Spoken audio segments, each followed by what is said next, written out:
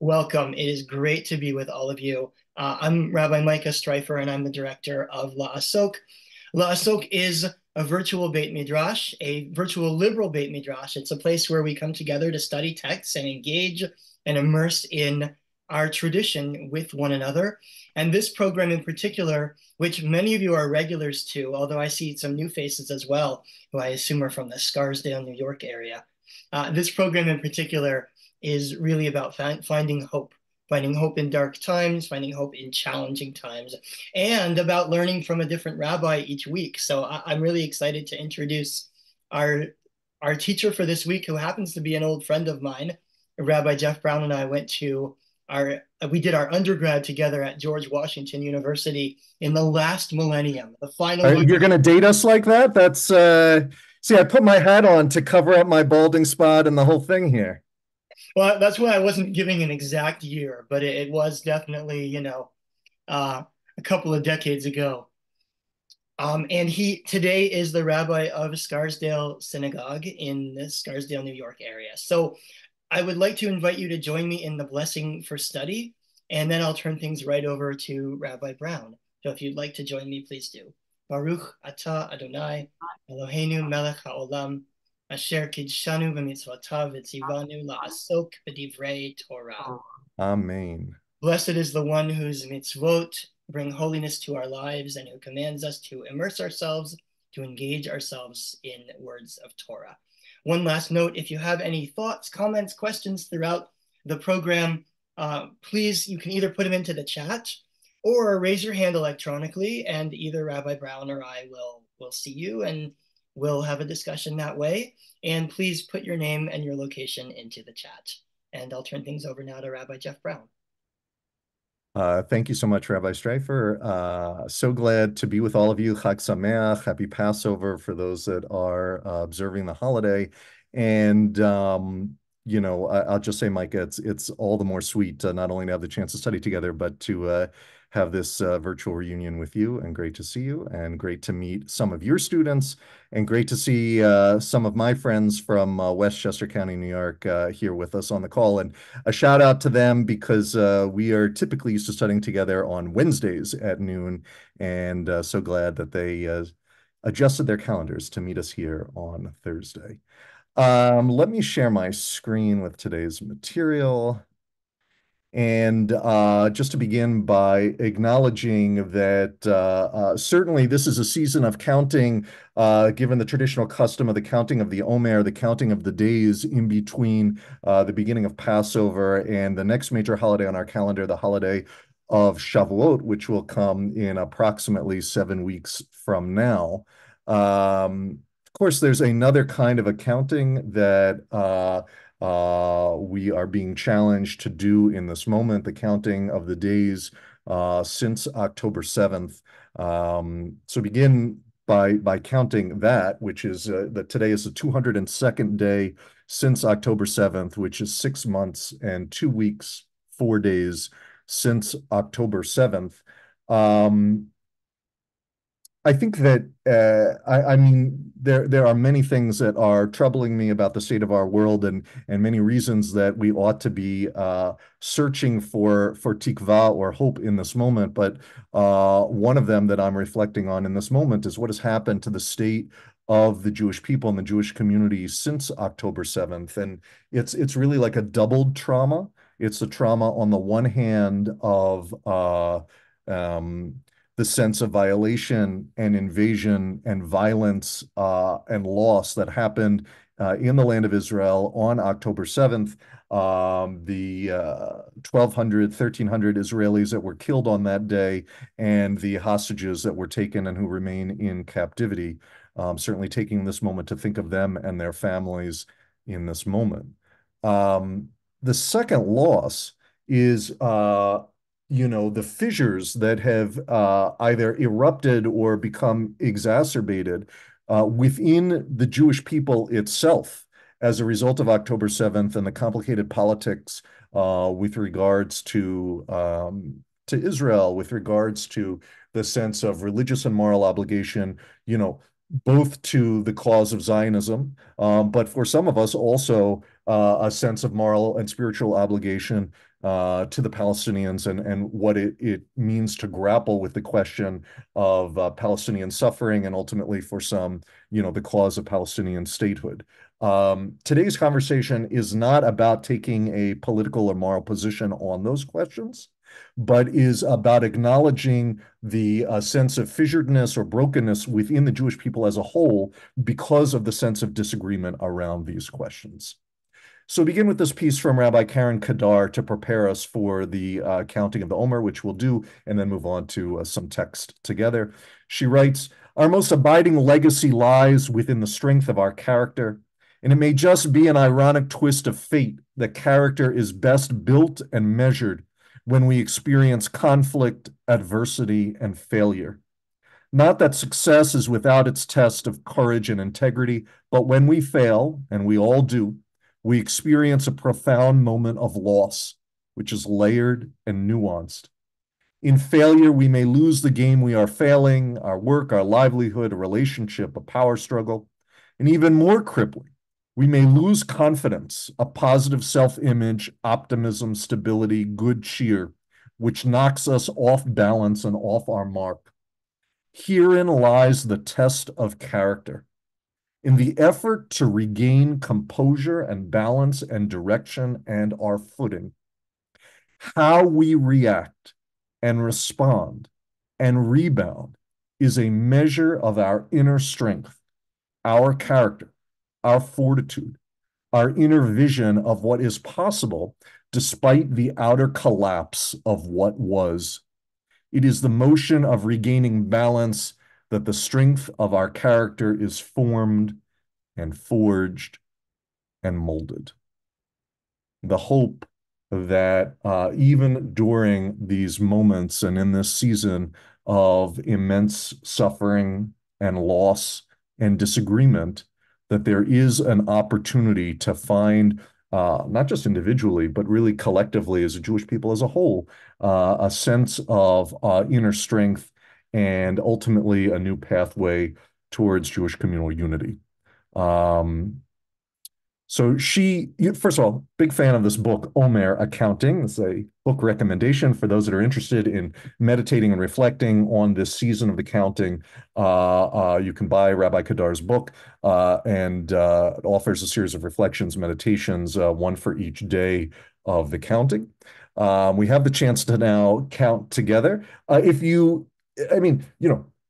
According to traditional Jewish law, one says the blessing in the evening, the beginning of each new day. That's the quote unquote optimal time to fulfill the mitzvah according to traditional Jewish law. And there are some rabbinic authorities who say that if you forgot or didn't have the chance to count the preceding evening, you should do the counting, that is to name the day without saying the blessing during the daytime, as we are gathered together now. We're going to say the blessing, but you should feel free to skip it if you are so theologically inclined. Baruch atah Adonai Eloheinu melech haolam asher kichanu b'mitzvotav v'tzivanu al sfirat ha'omer. Praised are you, Adonai, our God, sovereign of the universe, sovereign over space and time, who has sanctified us with commandments and commanded us with regards to the counting of the Omer during these weeks in between Passover and Shavuot. And Hayom Shnei Yamim Ba'omer, today is the second day in this season of the counting of the Omer. So as we seek this pathway that Rabbi Kadar is envisioning towards a sense of inner strength and ultimately unity and healing and wholeness, we'll look at some text to provide us with a potential image to hold on to as we strive to do the sacred work and a little bit of tikkun, communal healing together. So we begin with this passage from Exodus 32:15. Again, we're situated in the season between Passover and Shavuot, right? The Israelites have left Egypt, have entered freedom, have begun the journey in the desert. And according to sort of the theological narrative of the Jewish calendar, the moment of redemption is not complete until the Israelites ultimately reach Mount Sinai to receive Torah itself. the revelation of God, which is what Shavuot is all about, right? So this season in between the beginning of Passover and the arrival of Shavuot is this in-between transitional season, moving from the Exodus from Egypt to its sort of climax moment, the giving of Torah on Sinai. So this text from Exodus 32 is all about the Sinai moment. Thereupon Moses turned and went down from the mountain, bearing the two tablets of the pact, tablets that were inscribed on both their surfaces. They were inscribed on the one side and on the other. This is the original set of the tablets that Moses received before they are smashed in the golden calf narrative. And so the rabbis go to town specifically on this question of the phrase in the Hebrew, Mishneh Evrehem. So that's sort of in the middle of the verse. I don't know if you can see my cursor moving on your screen. Right, in English, that the tablets were inscribed on both of their surfaces. And this question of what exactly does that mean? This is really a question about the mechanics of the sculpting or the inscripting of the tablets themselves. Does both of their surfaces mean the front side of each of the two tablets? Does it mean the front and back side of the two tablets? Does it mean one set of text on the front side of the tablets and one set of text on the back side of the tablets? Or is it the same text on the front and the back? These are the kinds of questions that the rabbis of the Midrash are asking to try to unpack what this phrase, Mishneh Evrehem, means in the Torah itself. So let me pause and just make sure we're kind of vaguely on the same page. Anybody have a burning question of clarification they need to ask before we move forward? I can't see everybody all at one time, so just feel free to unmute yourselves if you have something you want to say. Okay, we're going to keep going then.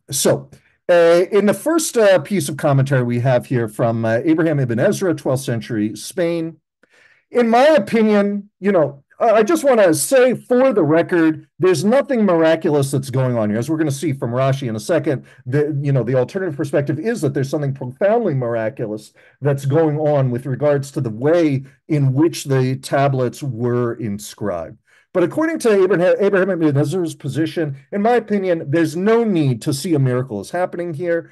The stone of which the tablets were made was nothing special. It wasn't a precious stone. It was a big old piece of thick rock, the kind of generic piece of material that any of us could get at Home Depot or a local hardware store, or go out scavenging in some rock quarry, whatever. Nothing special about this material. It was thick rock. And the tablets were inscribed, just like the text says, on both of their surfaces. It's not so complicated, right? We just treat the text in the surface level meaning of it. It cannot have been the same inscription visible on both sides, as Rashi is going to make the claim in a second. For if that were to have been the case, on one side, the letters would have to be mirrored or reversed. And there's no evidence, no reason for us to think in those sort of miraculous terms, right? That would be some kind of like a suspension of the laws of nature on some level. The text is written in a straightforward fashion on one side of the stone. So here we have the alternative perspective.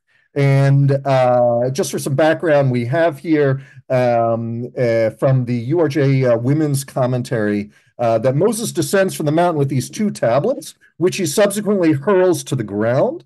And the detailed description of the tablets and their identification in the next verse as God's work highlight their sacrality and underscore the drama of their destruction, which is the Women's Torah Commentary's way of, I guess this is my reading of their commentary, of underscoring the significance of the destruction of the tablets.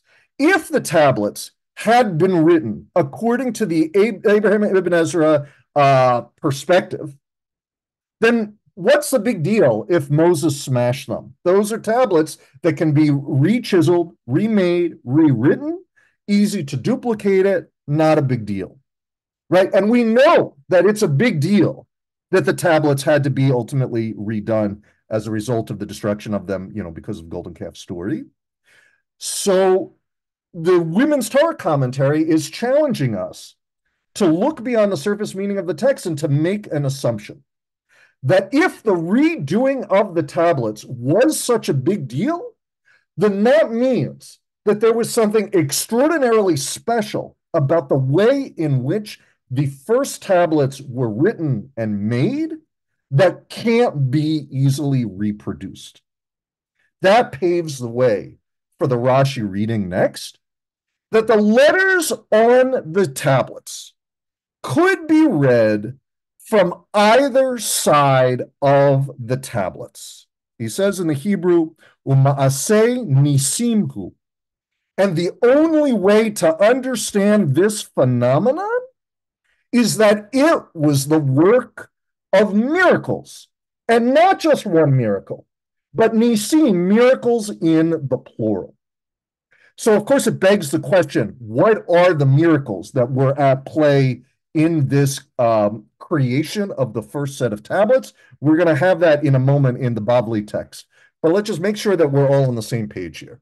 Abraham Ibn Ezra takes a position that these are plain old boring Ten Commandments tablets, nothing exceedingly special beyond the fact that they have the Ten Commandments on them.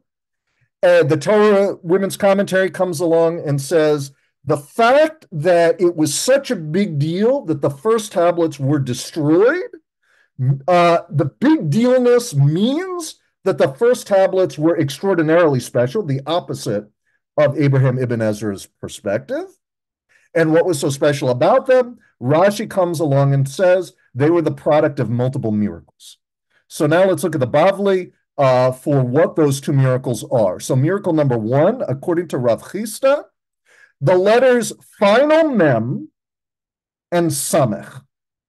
Okay, now, first of all, you do not have to be a Hebrew scholar to appreciate this. Just take a look at the shapes of the letters, right?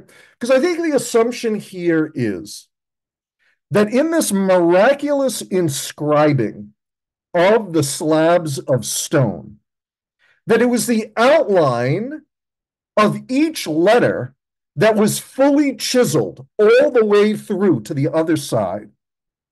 And that with these letters, final mem and samech, that if that's the case, if there was a full and complete chiseling, then the middle part, the white space of those letters in the middle would have dropped out, right? Because there would be nothing holding them up to the stone. And you would have had just a giant hole.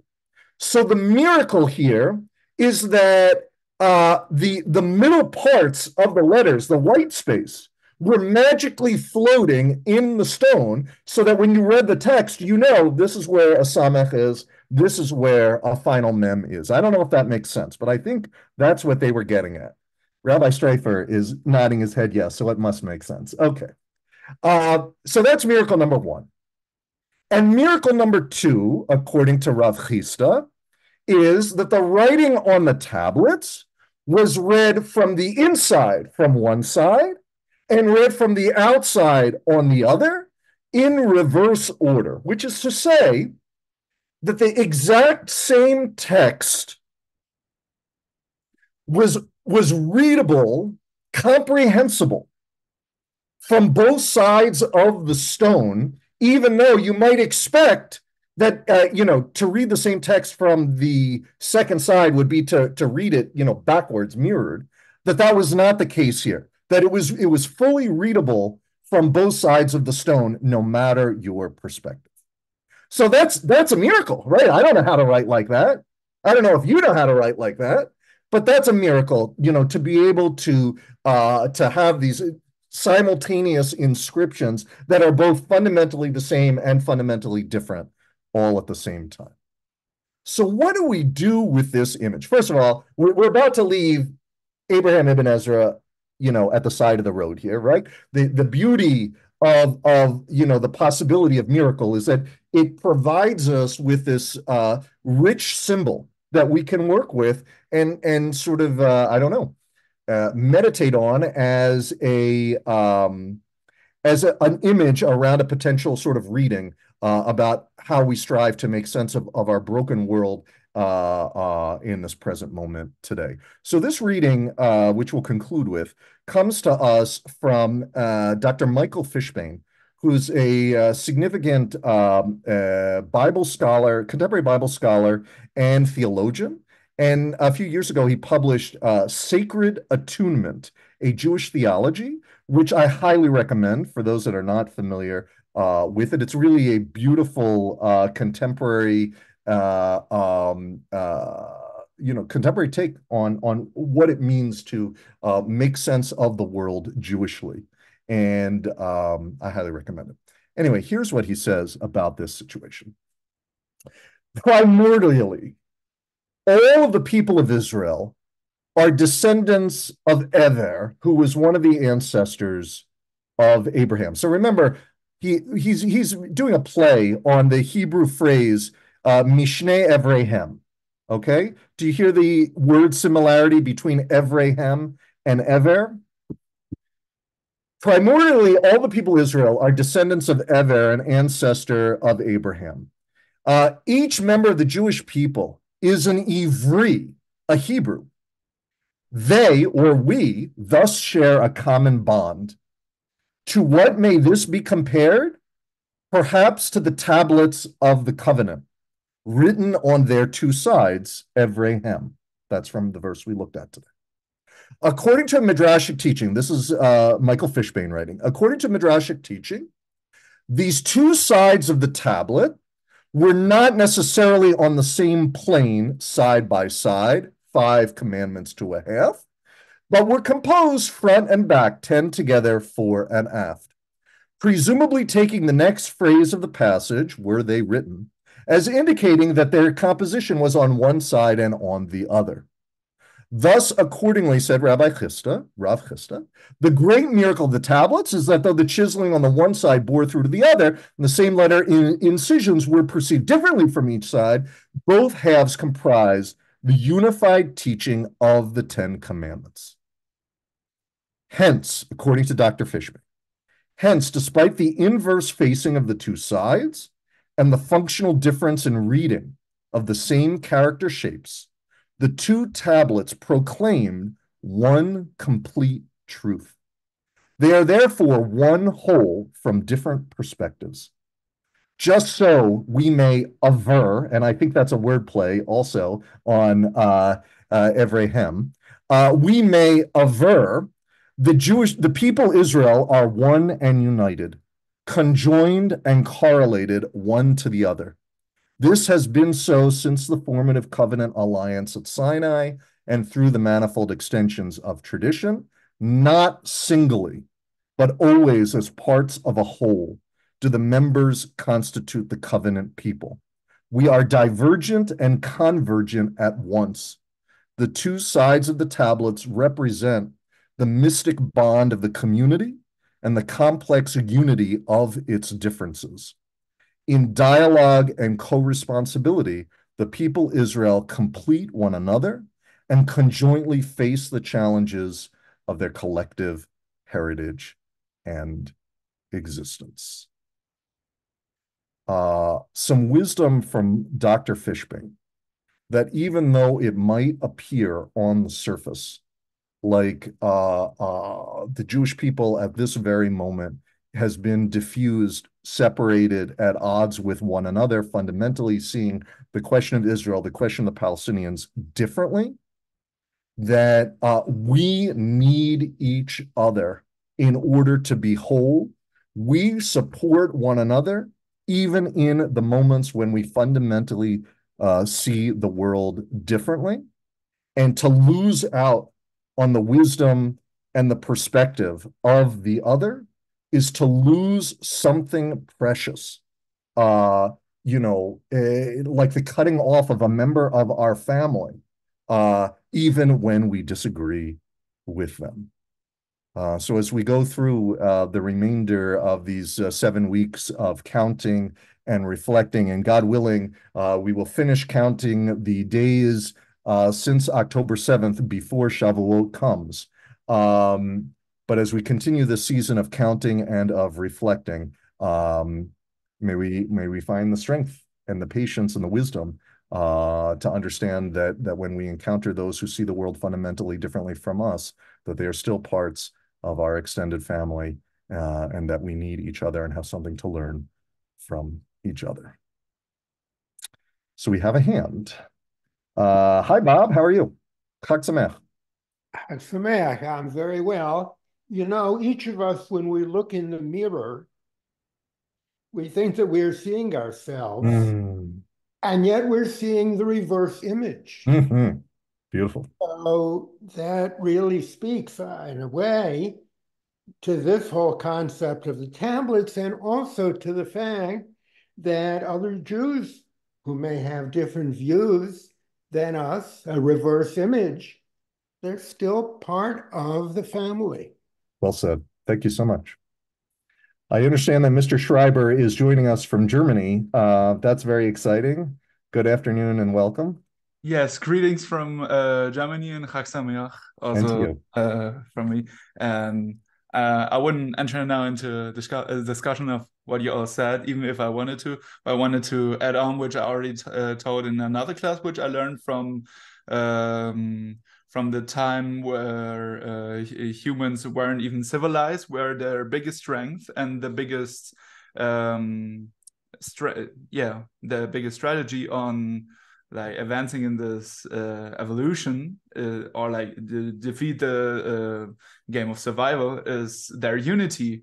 All the other like homo species, they were like more egoistic, they weren't like socially involved as we are, and this was our profound strength to still live on to today and to cultivate the world as we do right now. So it's not even like the bond which the Jews which we Jews unite in the covenant. It's also like a thing of us humans, like to be united, to be bonded, and this is our like biggest precious thing in life. So Yeah. I think this also like, really plays with of also what you said and what is in the text. Thank you. Robert, hi, Chag Sameach. Hello, thank you. I was just wondering if you could repeat the literal translation of Nishrei Avraham. From its two sides, two surfaces, maybe. Thanks. My Westchester people are here, but they are uncharacteristically quiet. But I will say thank you to them for joining us. And if anybody, Rabbi Streifer, if people wanted a copy of the DAF, what's the best way to get that to them? Yeah, if anybody would like a copy of the text, then if you send them to me, Yeah. I can send them and just email back Yeah. The email that went out this morning, and I'm happy to send it out to everyone. I will also post it on the LaSoak YouTube page. It'll be a link in the description of this video, which will go up this afternoon. Great. And for my Westchester people, of course, you can send me an email as always, and I can get it to you. Yeah, and let me take this opportunity to say thank you to my good friend Rabbi Jeff Brown. This was really interesting and moving and hopeful. Appreciate it very, very much, and I'm grateful to all of you for being here, both our LaSoak regulars as well as those from Westchester.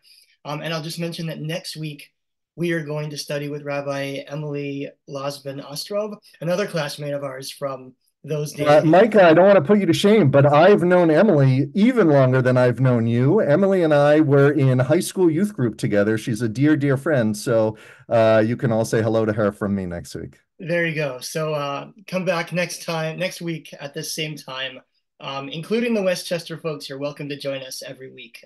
And just wish everybody a Chag Sameach and a happy and a healthy and a safe and a meaningful rest of your holiday season. Take care, everyone.